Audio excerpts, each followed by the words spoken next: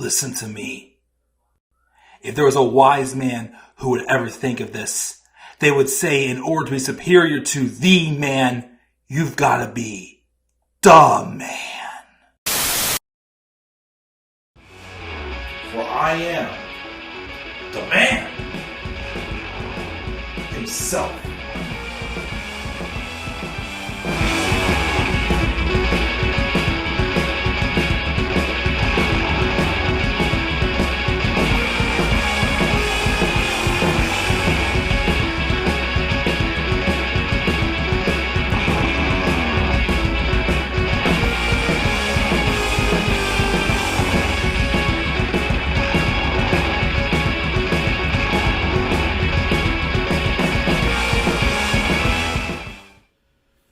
Ladies and gentlemen,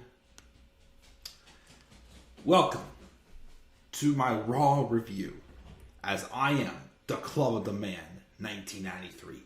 And as I've been saying for the past couple weeks, in order to be superior to be the man, you've got to be the man. I decided I was tempted to turn this one into a live stream. I wanted to, but again, this week between me not being home 2 nights in a row, between the season premiere of Survivor, I have a lot to catch up on, especially with this being a pay-per-view weekend coming up. Luckily, pay-per-view's not till Sunday, so I have a little more time to catch up. But I gotta start catching up tonight. So this Raw review is gonna be pre-recorded, and it's not gonna be live. I was tempted and almost made this one live. Because I intend on having a short based off of a rant I gotta do in this review. But we'll get to that later.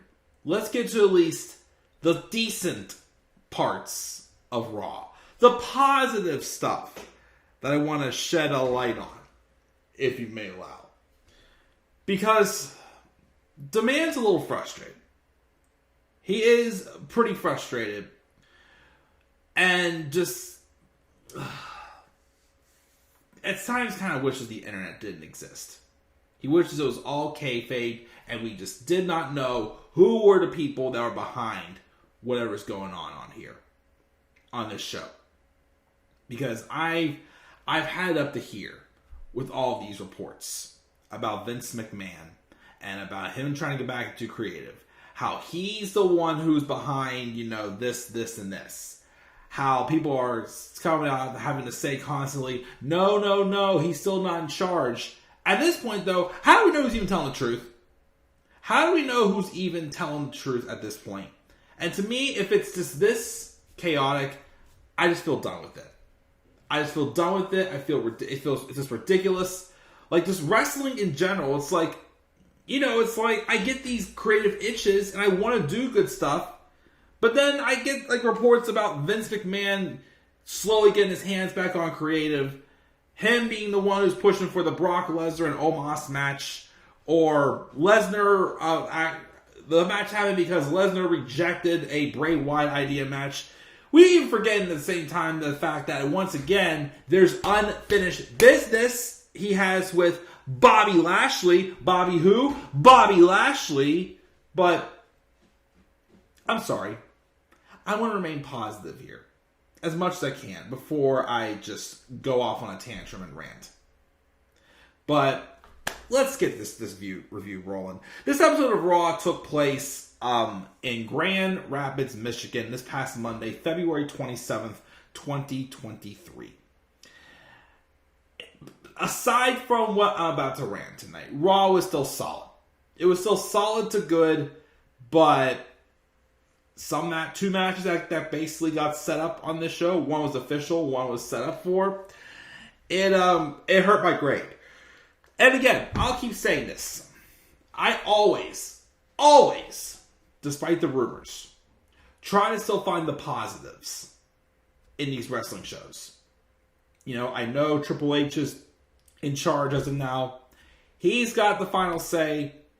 But again, it's just the way I feel after coming out of this Raw compared to how I felt the night I was in Vegas when that heavy rumor about Saudi Arabia buying WWE came out.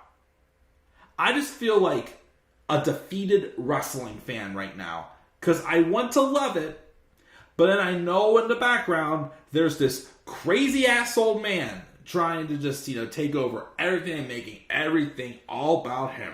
Oh yeah, basically. And I can't help but see stuff like, LA Knight lose to Kofi Kingston. Well, it wasn't clean, or Bray Wyatt, like, going completely directionless. And I'm just starting to get very impatient with the storyline. Or a match like Brock Lesnar and Omos. But I keep saying I'm going to wait. Let me just, stay cool here. Let me just talk about the positives at least. And then I can end on my rant. So let's roll in. Let's talk about this. And also, of course, I will hopefully be doing a short based on the rant that I talked about in this video at some point. For the, more so for the TikTok and for the Instagram page. But, And of course, as always, guys, make sure to follow the man on social media. Follow me on Twitter at the Club of the Man 93. Be sure also to follow me on TikTok and Instagram, both at the Club of the Man 1993. As always, I wanted to make everything the Club of the Man 93, but unfortunately, Twitter is not allowing me to do two more characters, so it has to be the Club of the Man 93. Consider changing it too, but we're just gonna stick with it is what it is. But let's roll in and talk about this show. The show opened up with Jimmy Uso and Solo Sikoa coming out, greeting the crowd, saying we must acknowledge the bloodline, and if you come to one member of the bloodline, you come to all members of the bloodline. And they asks if KO, Sami Zayn, or Cody Rhodes will get one over the bloodline. Not happening. Roman's going to be at SmackDown on Friday. Tonight, though, him and Solo are here to remind everybody who runs Raw. Then out come the Street Profits. They exaggerate excited how they are to see the bloodline, but they're confused as to where is Jay. But then they come to the conclusion that they got tired of being the glue of the bloodline themselves. They bicker some, and the Profits remember that they want the smoke, and they attack the bloodline. We have a match, the Street Profits versus Jimmy Uso and Solo Sikoa. And, solid match. The Usos and Street Profits have always had a solid match. Of course, a little different here, having more of a powerhouse wrestler in place for Jay wrestle. Still good. But the Bloodline do get the victory with Solo hitting a Samoan spike on Angelo Dawkins. Montez Ford, of course, is over as hell. And again, that performance he had at the Elimination Chamber gave him a ton of momentum. And I'm sure a lot of people want to see him as a solo competitor. No pun intended. But his time is coming. Heck, I'll say this too. Even if you want to keep giving him singles, spotlights, you can still keep the Street Profits together. I don't think the Street Profits should still split up yet. But I do see that people are getting hungry for a Montez Ford singles push. And especially again after his performance in the Chamber last weekend, I don't blame them. Or 2 weekends ago, whichever it was. Again, I don't blame them. But the Bloodline win. Afterwards, though, they keep beating down the Street Profits, and Solo goes to get a steel chair to horse collar Montez Ford. Jimmy keeps Angelo Dawkins out, but then out of nowhere, just like Sami Zayn would, Kevin Owens enters, wearing the same black hoodie that Sami Zayn wears every time he just crashes the show. He comes in, he's a super kick and on Solo, and a stunner onto Jimmy Uso. There was no Sami Zayn, but that was just a reminder of hey, I'm still coming after you guys. So no storyline progression really. I guess we're back to, as I said, it was a couple weeks ago, where it felt like that the Bloodline on Raw feels super filler, but the Bloodline on SmackDown feels like that it's actually more so storytelling progressing. Which again leads me to ask, okay, yes, I get they're the most dominating unit in the company, but why are they getting story progression on one show, but they're filler on another? Just say, but KO does that. we're going to skip over this next part and save it for last because I got to, of course, rant. Becky Lynch and Lita are backstage as they have a shot for the WWE Women's Tag Team Championship in the main event of the show. Of course, Lita says some of her favorite career highlights have been alongside legendary tag teams. So she wants to walk out as champs, and it'll be a true bucket list check for her. She's been making history for 2 decades, and she's not done yet. Becky admits she always kind of wanted to win the tag titles, but doesn't play well with others. But there's nobody in this business she respects more than Lita. So they're going to do that together tonight. Okay?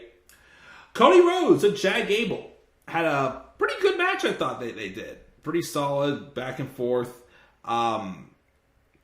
Otis got dumped into the crowd. Well, he had a match later on the show against Johnny Gargano, and still more teases of Otis joining the Maximum Male Models, which that I am actually interested in.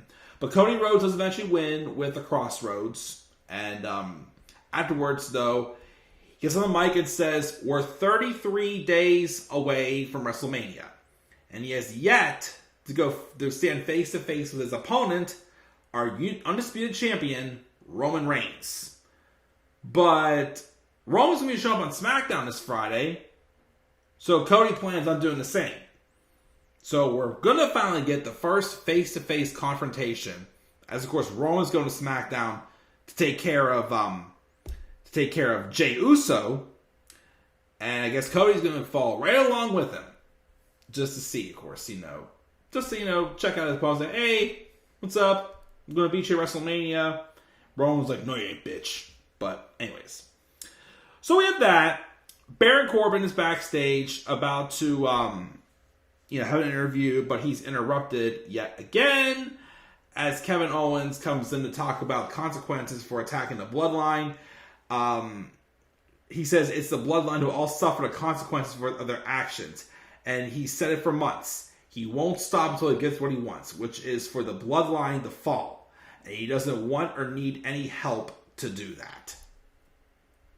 We also had another WrestleMania Hollywood parody commercial, which this time it was a parody of Titanic, starring Montez Ford and Bianca Belair, which was very well done. Judgment Day have a promo.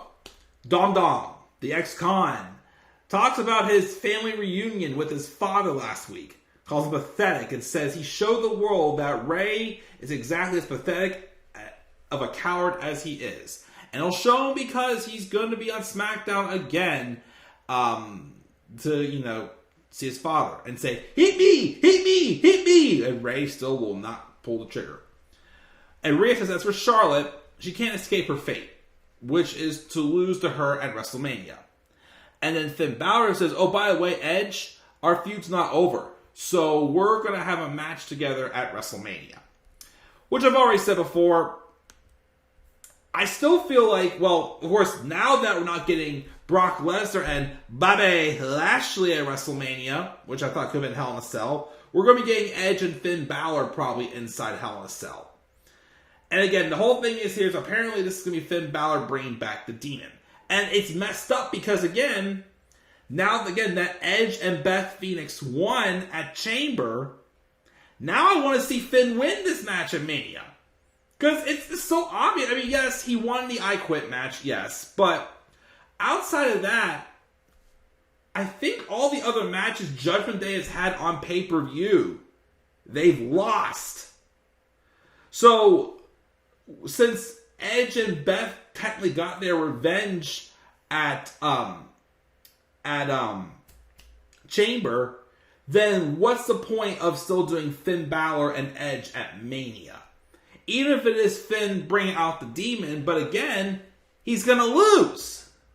So, I don't get it. That's a feud I don't get. I feel like it's run its course. They achieve what they achieve at Chamber. Actually, they're a feud that should end at Chamber. And then another feud I'm going to rant about should not have ended at Chamber. And why they're ending it, it makes no freaking sense. Anyways, so we have that happening.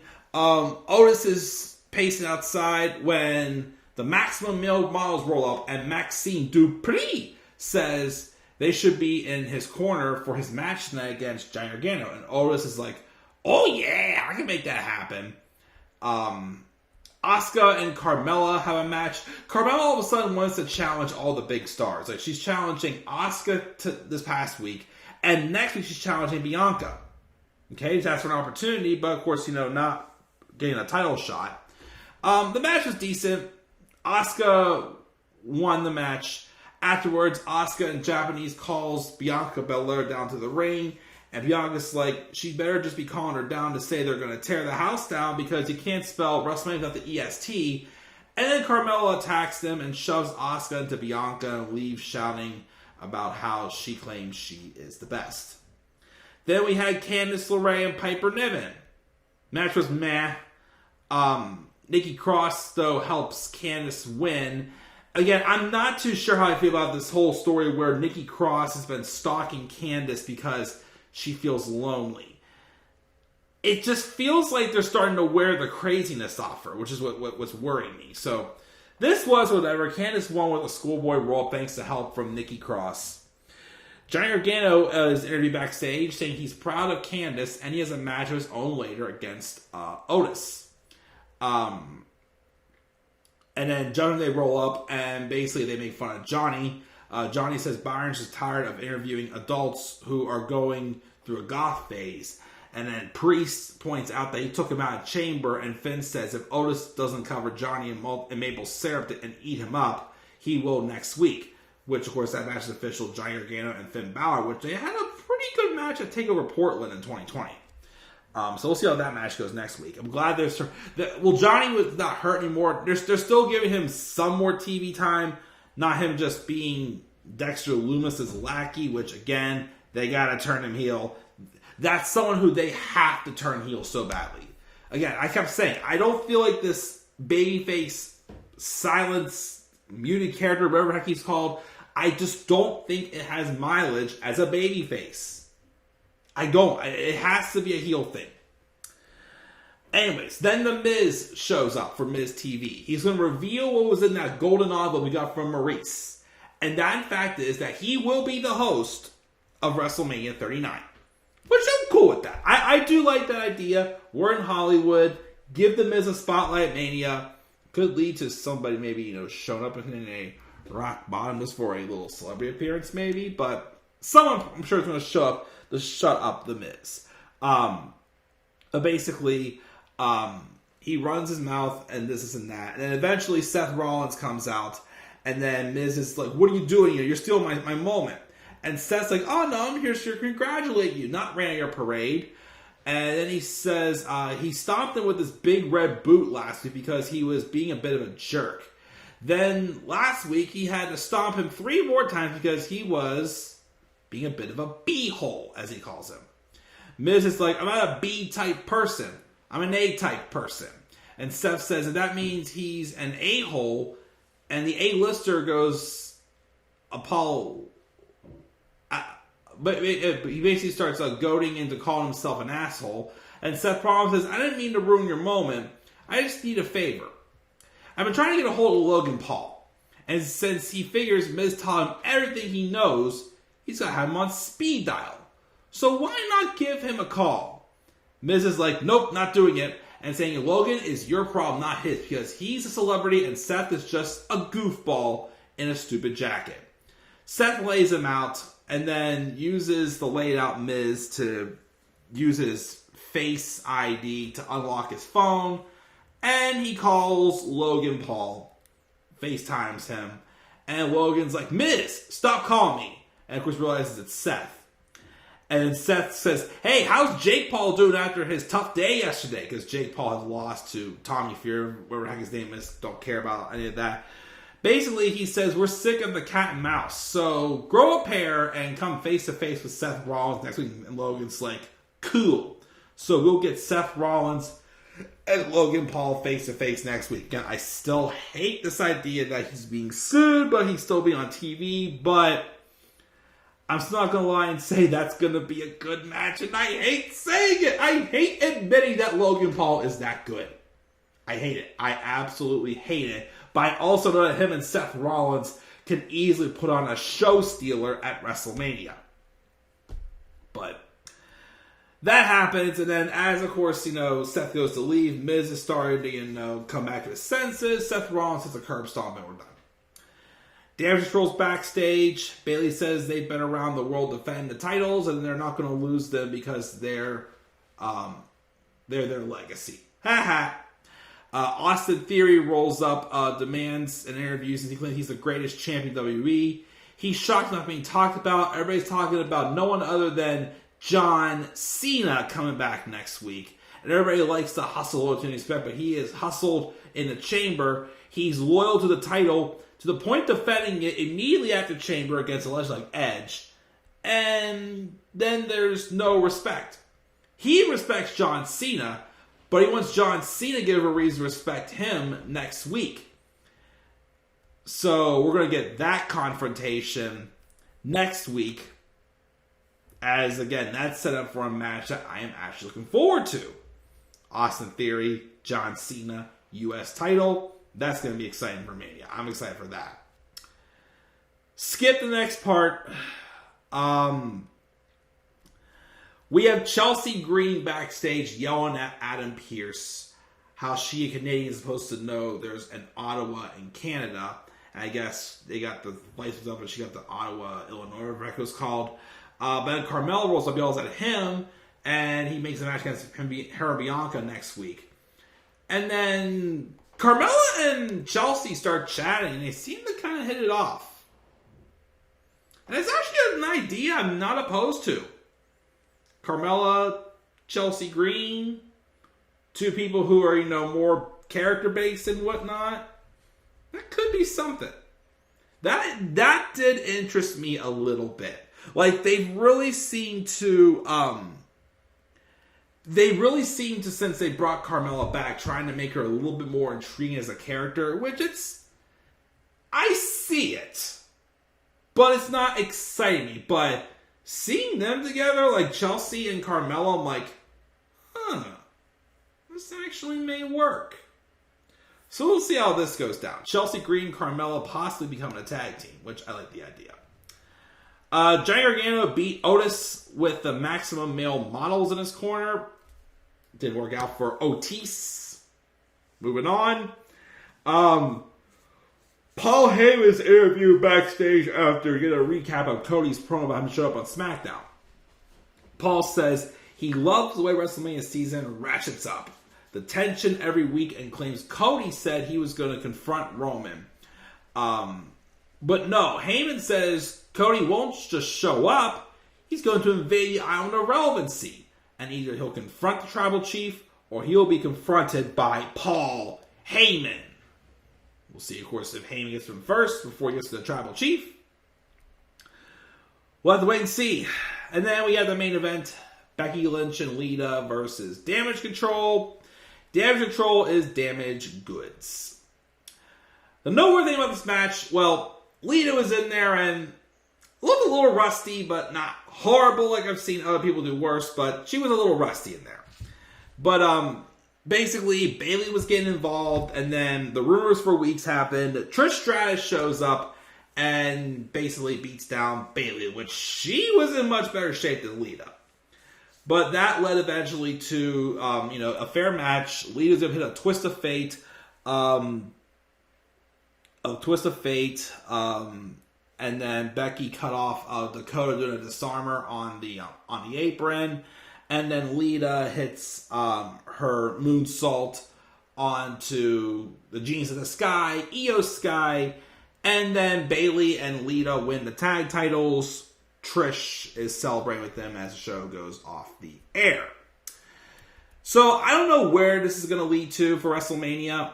I mean, a lot of people are saying that this could be like a 6-woman tag match between Becky Lynch and the Legends versus Damage Control. Or I'm hearing also it's leading to a match with Becky and Lita versus Ronda and Shayna. And then Bayley's going to fight Trish. Which wouldn't be bad ideas if Damage Control was not booked like shit. Damage Control basically is just they're basically buried. They're just a done deal. Like I said, like the point of them even starting at this point, I'm not getting it. I'm not getting it. Like, other than like one or two, like, spurts, did anybody ever feel like Damage Control was the threat they were like teased to be when they first started? Because I've thrown in the towel with Damage Control. Because, like I said, I'm not interested really in a Bayley and Trish match. Could it be good? Yes, but Bayley's a joke right now. If they did a 6-woman, what's it going to accomplish there? Like, at this point, Becky Lynch beating Damage Control does nothing. Because Damage Control is not a threat. They're basically jobbers.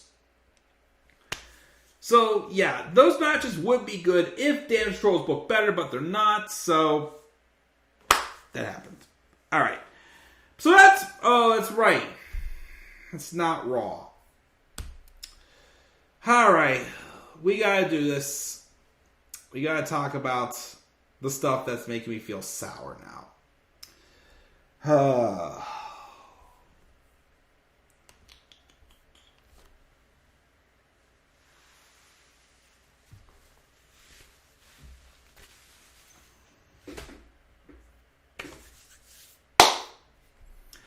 This isn't the man speaking. This is a man speaking. Shooting straight from the top. Okay, let's address it. I am not happy. I am not happy about what we got involving Brock Lesnar and Bobby Lashley on the show. So last week, out of the blue, MVP advises that Omos is challenging Brock Lesnar to a match at WrestleMania. We had that awkward tease right before Elimination Chamber whenever Bray Wyatt calls out whoever wins between Brock Lesnar and Bobby Lashley at Chamber. Whoever wins, he wants them. So I'm thinking, okay, we're probably going to get a blow-off match then at Chamber, but I'm just like, why not just save that for Mania? Well, the match happens at Chamber, and it was more so like a setup match, because there was mostly, just a couple finishers, a couple kickouts, and then Bobby got Brock locked in the Hurt Lock, and then Brock did a low blow with a scoop kick to get a DQ. You take that as they're not done. They're not done. They've got unfinished business. But then, of course, it's acknowledged, they talk about it how many times, that Bobby Lashley, claims that he had Brock beat. Brock just didn't want to acknowledge it.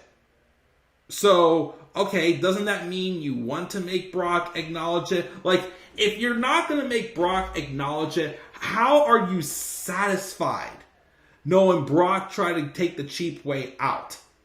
This is not how you wrap up a feud. And it's between two guys who have had 3 matches that were good, but most of them were just setting up for something further to come.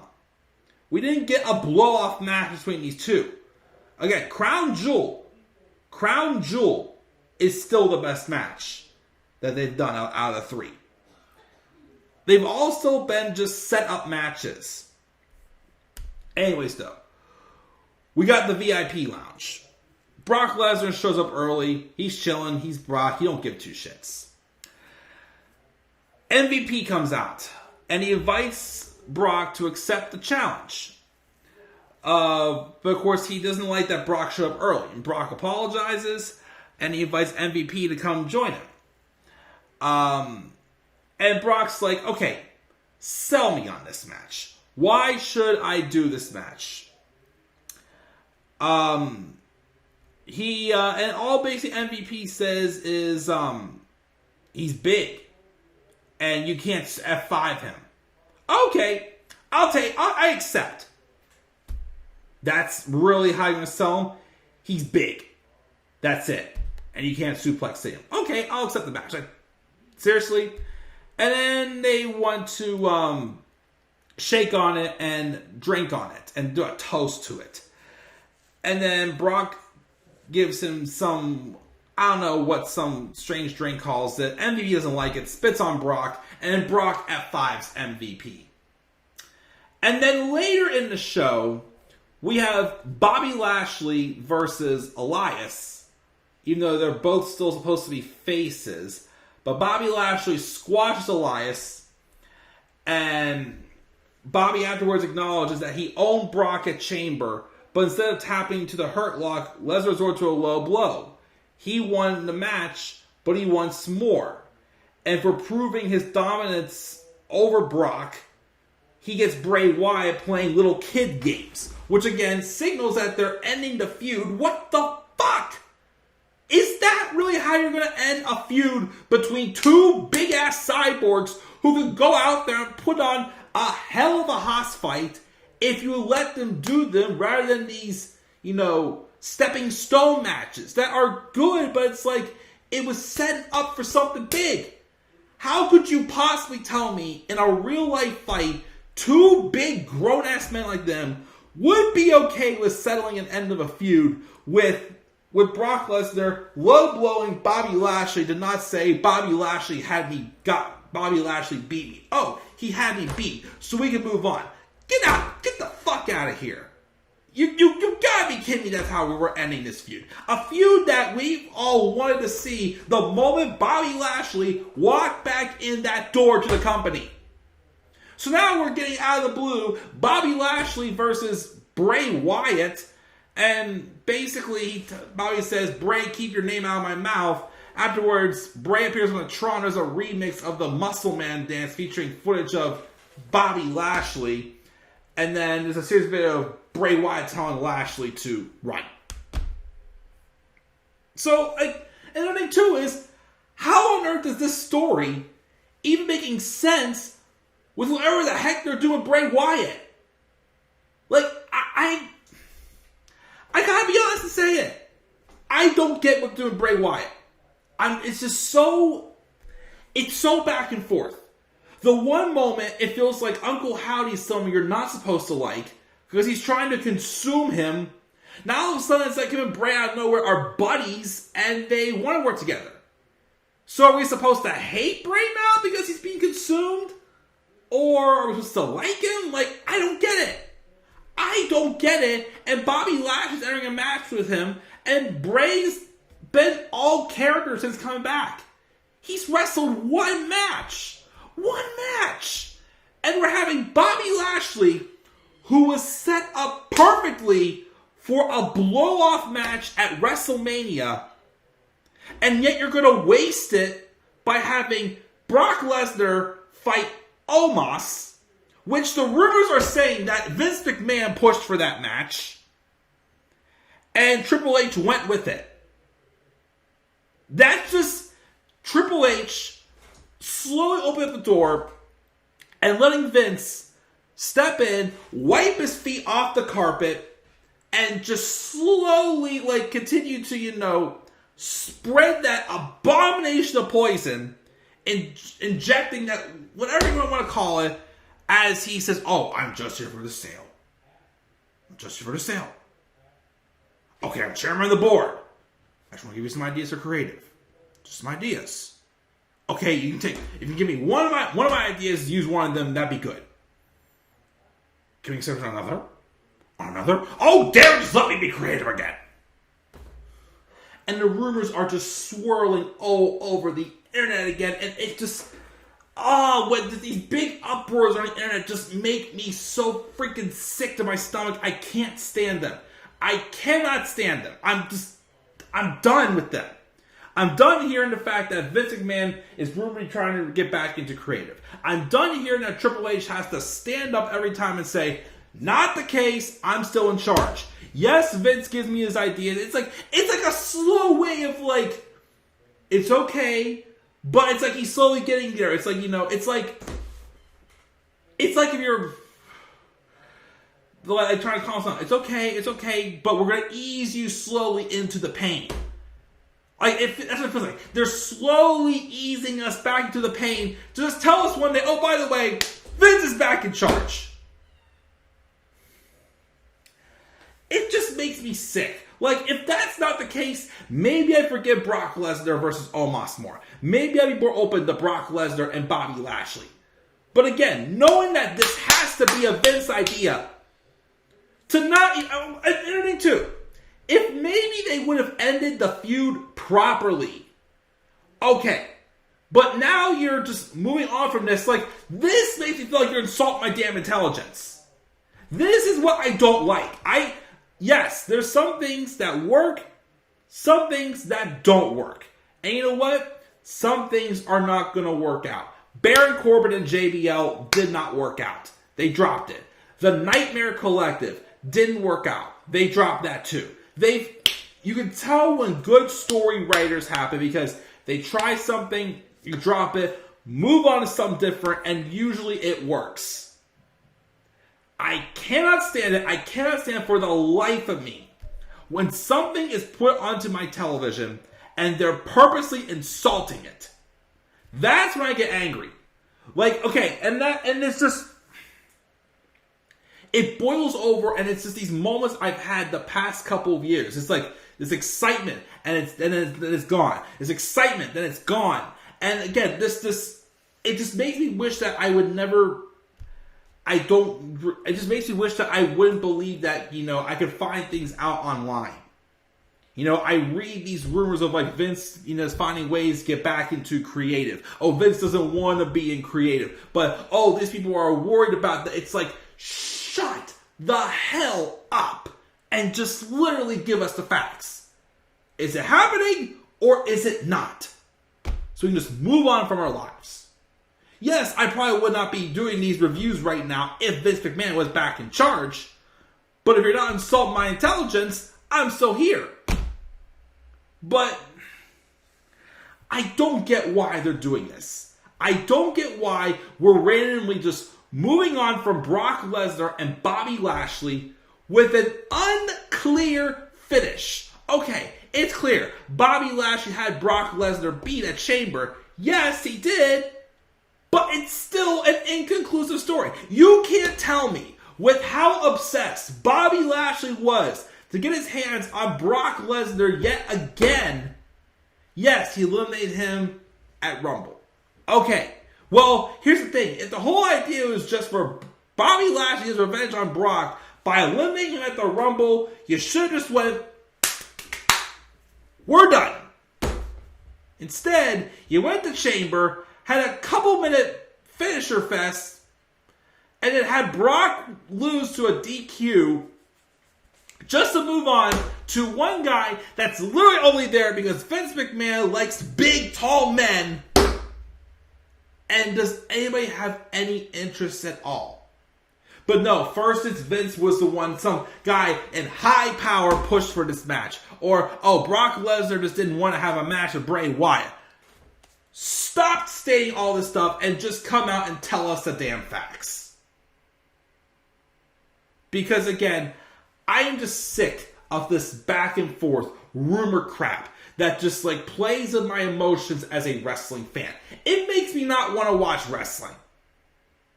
Heck, even this match with Brock Lesnar and Omos has zero interest for me. Zero. That's my piss break. And honestly, I hope Brock wins. I hope to God Brock wins. It's not going to be a good match. It's not. Make it a 5-minute match. Oh, well, nobody can pick up Omos before. Hello? Braun Strowman did. Braun Strowman did it at your precious Crown Jewel event. That was surprisingly, of course, good because Vince didn't have his scrummy hands on everything. Now he's slowly, like, polluting his hands, and it just makes me mad. It makes me so, like, that man just makes me so mad. It's like, I thought for a while I could just enjoy wrestling in peace, but then, there's either, you're a WWE or you're an AEW fan. You can't be both. You gotta be one or the other. AEW screws up. Oh no, it's the end of the world. I just want to sit back and enjoy wrestling. I don't want to sit here and rant. I don't want to sit here and have to deal with all this bullshit drama, all these rumors that just get thrown in our faces on the internet, having to, kiss our asses and defend when we hear these rumors. Oh, Vince McMahon's worked way back to creative. No. He gives ideas, but Triple H, listens to them, but he has the final call. Well, then why is bullshit like this happening? Why? I'm just sick of it, y'all. I am just absolutely sick of it.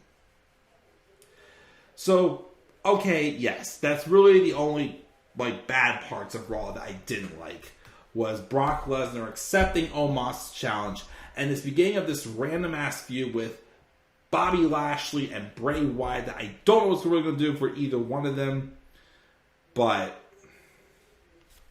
we'll see. We'll see what else Vince McMahon can get his hands on. I don't know anymore, guys. Let's just see how much longer I can last as a wrestling fan. Really outside of that, though, again, I thought the show was solid. There was a couple little, iffies I mentioned there besides the one that I ranted about, but if it wasn't for the stuff with Brock, Bobby, Omos, and Bray Wyatt, I'd give the show a B minus, but I'm giving it a C plus.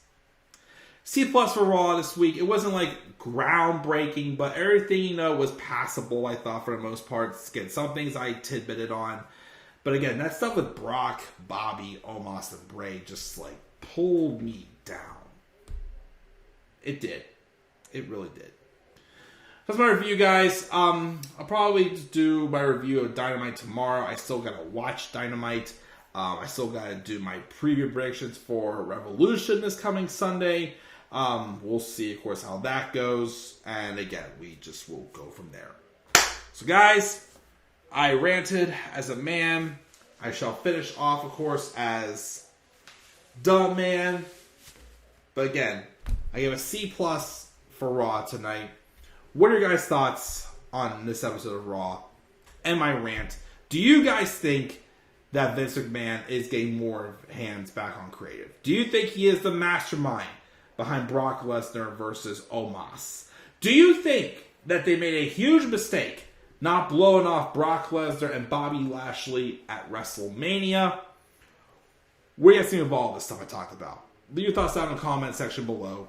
Slap a like on the video. Subscribe for more content on my channel. Follow me on Twitter at TheClubOfTheMan93. You may also follow me on TikTok and Instagram at TheClubOfTheMan1993. And of course, guys, as always, in order to be superior to the man, you've got to be dumb man.